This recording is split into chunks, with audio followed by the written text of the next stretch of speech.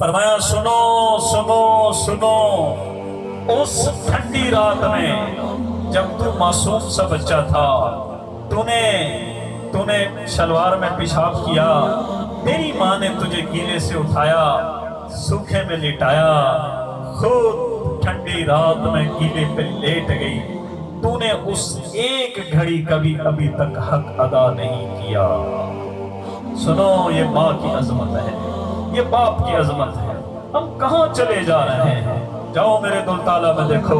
100 میں سے 80 گھروں میں والدین جتنا ماں باپ سے تنگ ہے، اتنا اپنے دشمنوں سے بھی تنگ نہیں ہے۔ جتنا اپنے بچوں سے تنگ ہے، اتنا اپنے دشمنوں سے بھی تنگ نہیں ہے۔ اور ایک جگہ پہ آتا ہے، تیری ماں نے تجھے جنا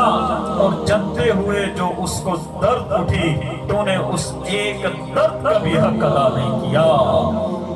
اور میں وہ سنا رہا تھا نا، اللہ کے رسول اپنی اماں کی قبر پہ رو جا رہے ہیں۔ آپ نے فرمایا، لوگوں کاش میری ماں زندہ ہوتی اور میں عشاء کے مصلے پہ ہوتا،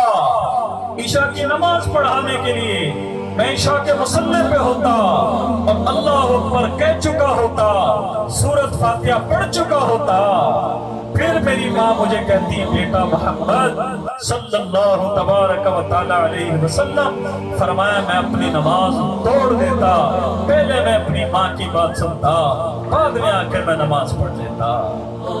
آج یہ جو گھروں میں ماں باپ کے ساتھ ظلم ہو رہا ہے، ماں باپ کی نافرمانی ہو رہی ہے، اور کوئی گناہ بھی دنیا میں ایسا نہ ہو، یہی گناہ دنیا کو برباد کرنے کے لیے کافی ہے۔ کسی شہر پہ ایٹم بم مار دو، اتنا نقصان نہیں ہوگا۔ جب بچہ